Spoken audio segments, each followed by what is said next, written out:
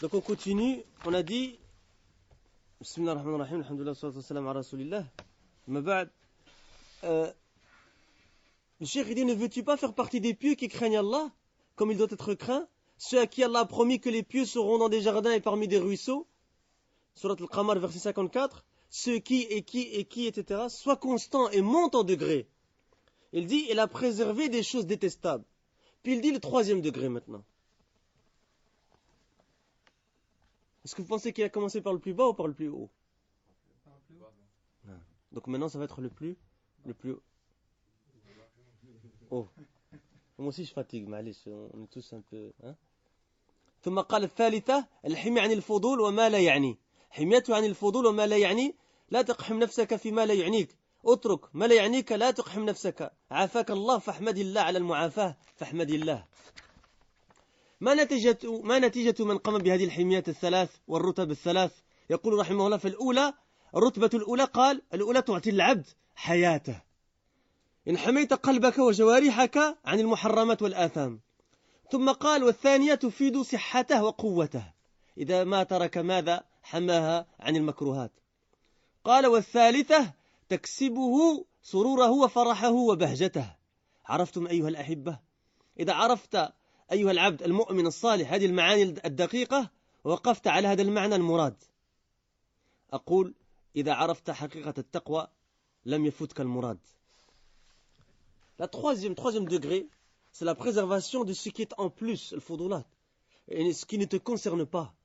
Sa préservation de ce qui est en plus et de ce qui ne te concerne pas. Ne t'immisce pas dans ce qui ne te concerne pas. Laisse. Ne t'immisce pas dans ce qui ne te regarde pas. Allah t'a préservé, alors remercie-le de t'avoir préservé. Quel est donc le résultat de la mise en pratique de ces trois préservations, de ces trois degrés? Il dit le premier degré, parce qu'on connaît les degrés, maintenant il faut savoir c'est quoi les fruits de ces degrés. Il donne au serviteur sa vie. Si tu préserves ton cœur et tes membres des péchés et des désobéissances. Puis il dit le deuxième a comme bénéfice sa bonne santé et sa force. S'il délaisse quoi? S'il préserve les choses détestables. Il dit le troisième, il lui donne sa joie et son bonheur et sa gaieté. Allahu Akbar. Vous savez maintenant, mes chers frères, si tu connais, ô toi le serviteur croyant et vertueux, c'est le sens précis et que tu t'arrêtes à ce sens voulu, je dis si tu connais la réalité de la piété, le sens ne t'échappera pas.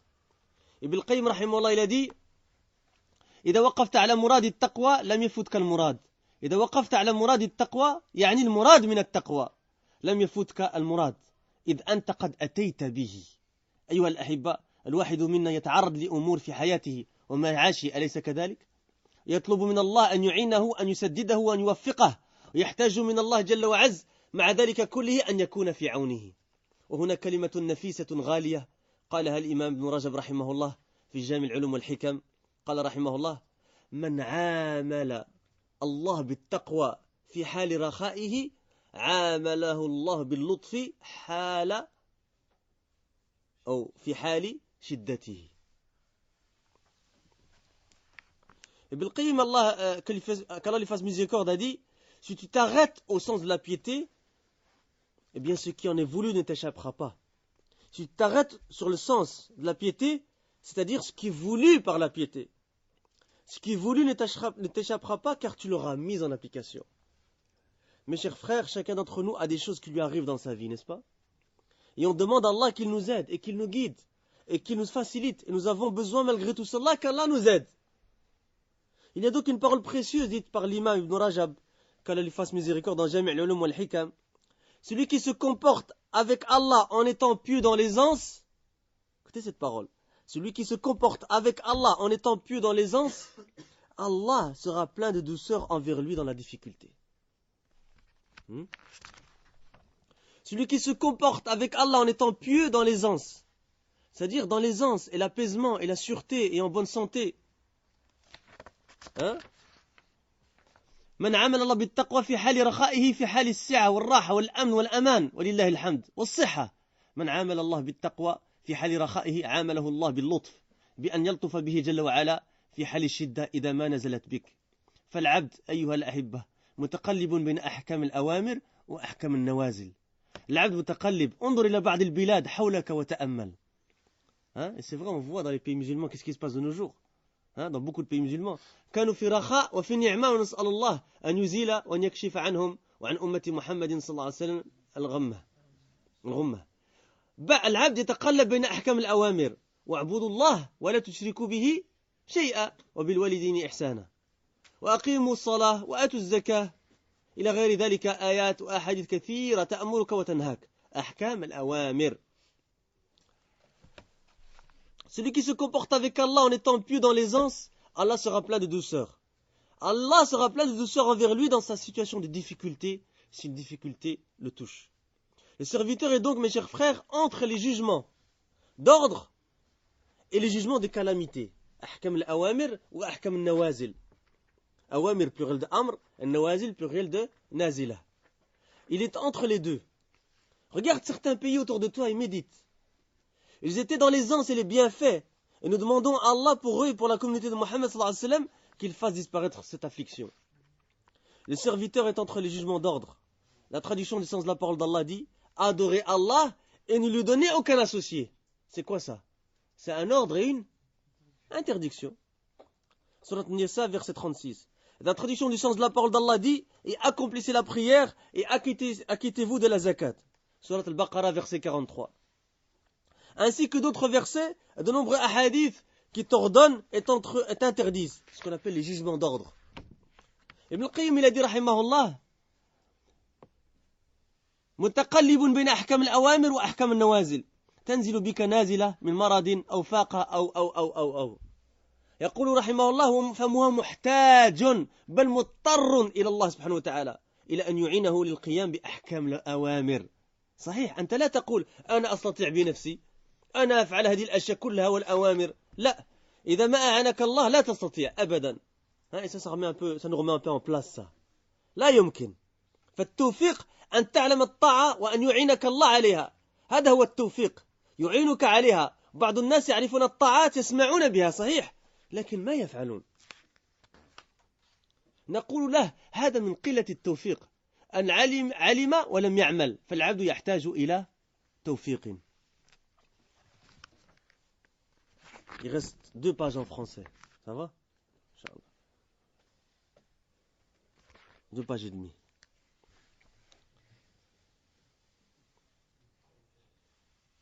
Ibn al-Qayyim, 3 pages en vérité. Ibn al-Qayyim il dit que le serviteur est entre les jugements d'ordre et les jugements de calamité. Tu es touché par une calamité comme une maladie ou la pauvreté etc. D'accord? Il dit qu'Allah lui fasse miséricorde, il est donc en besoin et même contraint qu'Allah l'aide à s'acquitter des jugements d'ordre. Attention, dis pas moi, alhamdulillah, hein? Wallah, si Allah ne t'aide pas, tu es capable de rien faire. Ça nous remet en place, ça, là. Hein? Oui, c'est vrai, toi tu ne dis pas, moi je peux le faire de moi-même. Moi je pratique toutes ces choses et tous ces ordres. C'est pour ça qu'on entend l'adhan, qu'est-ce qu'on dit? À un certain moment. La hawla wa la quwwata illa billah.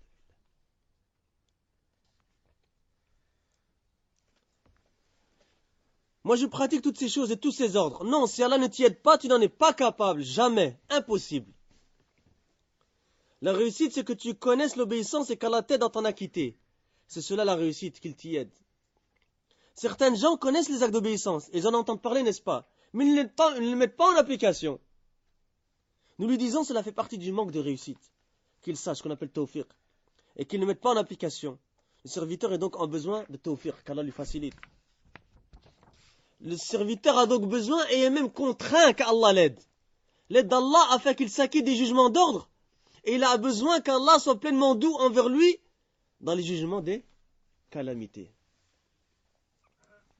Si une calamité te touche, tu demandes la grâce d'Allah et la sécurité, n'est-ce pas?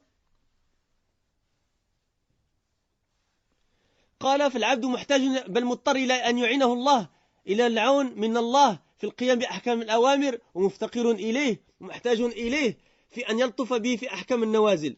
إذا نزلت بك نازلة تطلب من الله اللطف والسلامة أليس كذلك؟ ألا يعلم من خلق وهو اللطيف الخبير. يقول رحمه الله فعلى قدر قيام العبد بأحكام الأوامر يكون اللطف به في أحكام النوازل. فانتبه يا عبد الله، انتبه. يوم ندعو كل أناس بإمامهم. سورة الإسراء.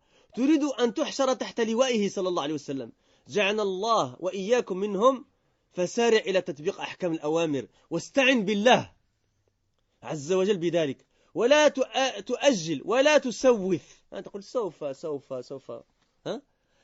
وأقدم على الطاعات من غير ماذا؟ تخاذل واتق الله عز وجل. Maintenant on peut dire taqillah. On avait dit au début du cours taqillah في سرك وعلانيتك. فالله جل وعز يحب من العبد أن يكون ملححا عليه سبحانه بالدعاء. يقول الإمام الحسن البصري رحمه الله كما في المصنف لابن أبي شيبة علم المؤمن الله المستعان والله quand on entend ce genre de parole سبحان الله علم المؤمن في عمله وعلم المنافق في لسانه. نسأل الله عز وجل أن يغفر لنا يا أخوة. يريد رحمه الله أن المؤمن يعلم فيعمل أما بعض المنافق يعلم ولا يعمل. نسأل الله العافية. ولهذا ذم الله من علم فلم يعمل. زودني الله وإياكم بالتقوى وجعلني وإياكم من المتقين الصالحين وأن يبارك لنا ولكم في أعمالنا وأعمارنا وأوقاتنا. نسأل الله جل وعلا أن يجعلني وإياكم مباركين إنما كنا إنه جواد كريم.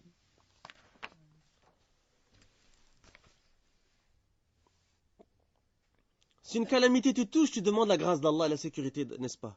La traduction du sens de la parole d'Allah dit: ne connaît-il pas ce qu'il a créé alors que c'est lui le compatissant, le parfaitement connaisseur? Surat al-Mulk, verset 14.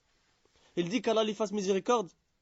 La douceur, c'est Ibn al-Qayyim toujours. La douceur envers un serviteur dans les jugements de calamité sera donc proportionnelle à sa mise en application des jugements d'ordre.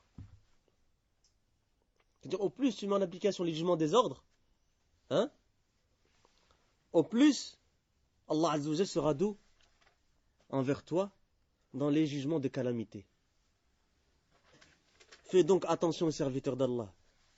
La traduction, fais donc attention. La traduction du sens de la parole d'Allah dit: le jour où nous appellerons chaque groupement d'hommes par leur chef. Surat al-Isra, verset 71. Veux-tu être ressuscité sous son étendard, sallallahu alayhi wa sallam? Qu'Allah fasse que nous fassions ainsi que vous partie de cela.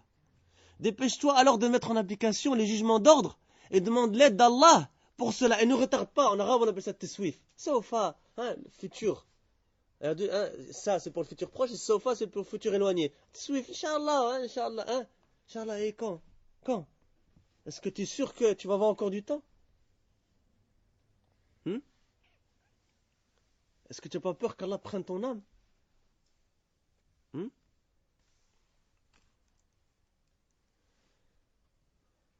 Et on demande à Allah Azza qu'il nous donne une bonne fin. Vous avez entendu parler d'Abu Talha, Daoud Burbanks? Qui a entendu parler de lui? C'était qui?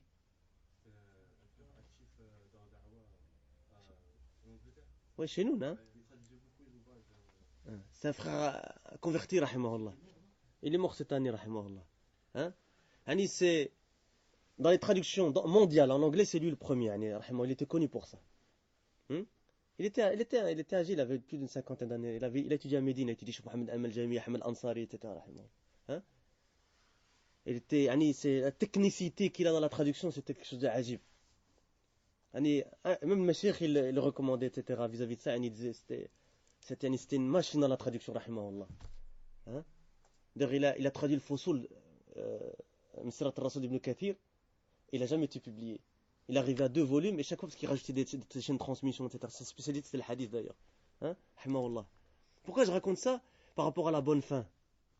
C'est un frère qui est dans notre mosquée. Il faisait 2 cours par semaine, rahimahullah. Sharh Sunnah al-Barbahari, Sharh al-Fawzan.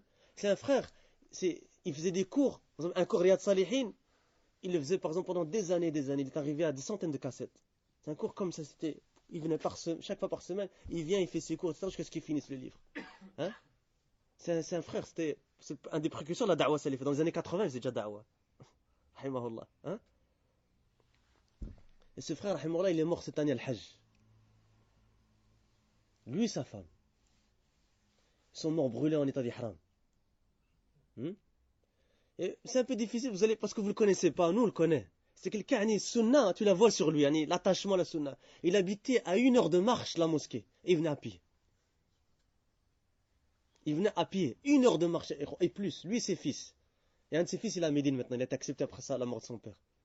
Non, avant la mort de son père, rahimahullah. Mais il est parti après la mort de son père. Et d'ailleurs, ses 2 fils, ils étaient avec lui quand ils sont morts. Ils sont morts dans un accident de car. Non. Et les frères qui étaient là, ils ont dit c'était Ajib, il est mort, il priait. Hein. Ils ont trouvé son corps brûlé avec les mains comme ça, en état d'ihram. Et sarahatan, wallah zika ala la ça m'étonne pas, moi je le connais, ça m'étonne pas de lui. Hein?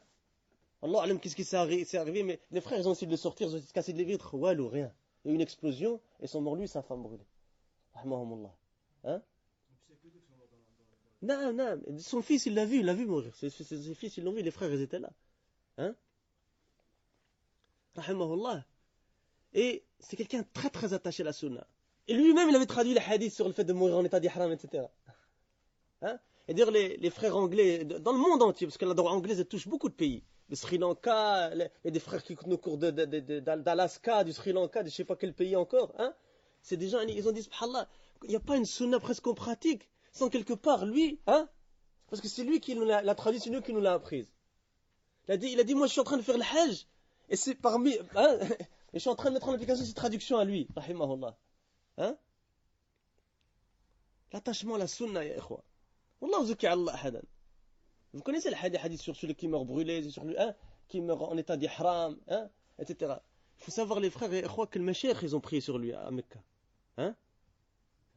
Cheikh Rabi', il téléphonait à chaque fois pour savoir comment la janaza était, etc. Hein? Et c'est un frère, il n'avait même pas de téléphone portable, ya ikhwa. Il était متواضع جدا dans le libas, dans tout. C'était, والله, c'était quelqu'un dans une daura, il y avait le mashayikh, hein? Cheikh Ahmed Soubi'i, etc. Kada. Et lui, il rentre et s'assoit dans le fond. Alors que lui, c'est en premier qui devrait être pour traduire. Mais il y a d'autres frères qui traduisent, parce qu'il y a d'autres frères qui ont étudié, etc. Et il rentre. Et le mashayikh, il dit, où il est Abu Talha? Et le frère regarde, il est caché dans le fond. Il dit, ta'ala, hein? Très, très, très, très mutawada, rahimahullah. Il ne cherchait pas le shuhra. Et Allah Azza wa Jalla lui a donné la célébrité même dans sa mort. Regarde, alors que c'est quelque chose qu'il ne cherchait pas, lui. Les journalistes même de la BBC, ils ont dit, c'est qui cette personne dont tout le monde parle? Hein?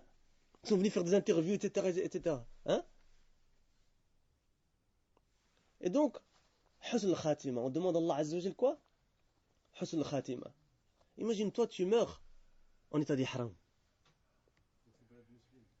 Mecca, ya Cheikh. Mecca. Hein? Et le mashayikh, ils étaient là, hein? Le mashayikh, ils étaient là.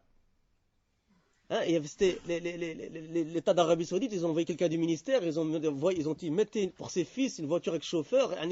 Regardez, Allah, comment? Hein? Yarfa illahu alladhina amanu. Hein? Ça ou là? Sallallahu Azza wa Jalla husn al-khatima. Pourquoi j'ai voulu vous donner un exemple concret? Parce que ça touche toujours plus ça ou là? Hein? Et wallah, on a pleuré, sarahatan.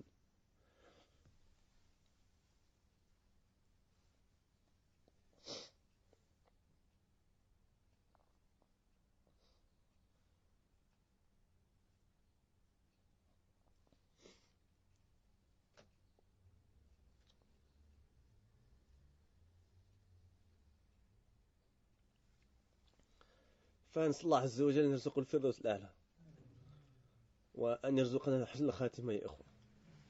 يا إخوة, il ne faut pas reporter les choses. Il ne faut pas reporter les choses, يا إخوة.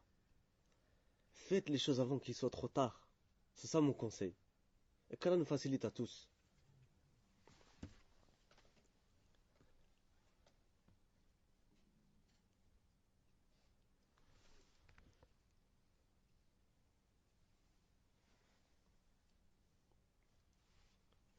Dépêche-toi alors de mettre en application les jugements d'ordre et demande l'aide d'Allah pour cela et ne retarde pas et ne reporte pas.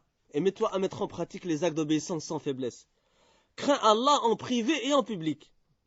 Il est obligatoire aux serviteurs d'être persistants dans la vocation d'Allah subhanahu wa ta'ala. Écoutez cette parole de l'imam al-Hassan al-Basri rahimahullah. Il a dit, comme cela est rapporté dans le Musannaf ibn Abi Shayba, la science du croyant est dans son application et la science de l'hypocrite est sur sa langue. Wal'iyadhu billah. Ce qu'il veut dire qu'Allah lui fasse miséricorde, c'est que le croyant sait et applique, tandis que certains hypocrites savent, mais n'appliquent pas. Et c'est pour cela qu'Allah a blâmé ceux qui savent, mais n'appliquent pas. Qu'Allah me munisse ainsi que vous de piété, et fasse que je sois ainsi que vous parmi les pieux et les vertueux qu'il nous bénisse, et qu'il nous bénisse, ainsi qu'à vous, nos actions et nos durées de vie et notre temps. Et je demande à Allah le Très-Haut qu'il fasse que je sois ainsi que vous béni, ou que nous soyons. Il est certes le bienfaiteur par excellence et le très généreux. Et pour terminer l'histoire par rapport à Abu Talha rahimahullah, ces deux fils, ils ont fini le Hajj. Ça ne les a pas empêchés de finir le Hajj. Hein? Ils ont enterré leur père et leur mère. Il a blessé beaucoup d'enfants derrière lui. Hein? Et son fils, maintenant, il a pris son chemin. Il y en a un qui est spécialiste déjà dans la traduction. Il a un site internet et continue la traduction. Hein? Je ne connais pas le site exactement. J'ai un nom en tête, mais j'ai peur de dire une erreur. Mais si tu vas sur les sites Salafi Talk, etc., tu vas trouver des... Hein? فجزاكم الله خيرا والله أعلم وسبحانك اللهم وبحمدك أشهد أن لا إله إلا أنت أستغفرك وأتوب إليك والحمد لله الذي بنعمته تتم الصالحات. On a fini ce cours-là, Cheikh al-Bukhari. Donc pour moi, on a fait deux des cours, deux des titres en tout cas. Et je ne sais pas avec les responsables qu'est-ce qu'ils disent.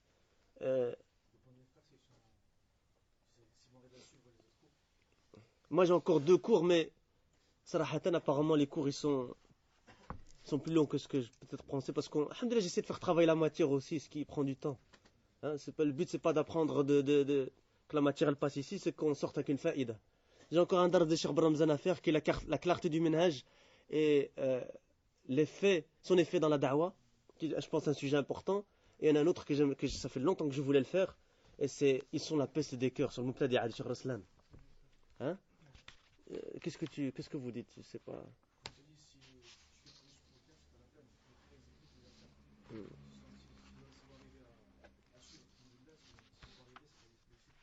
Et le prochain cours, donc pour moi, il est à quelle heure? Inch'Allah. Donc je pourrais faire qu'un cours aujourd'hui encore, c'est ça?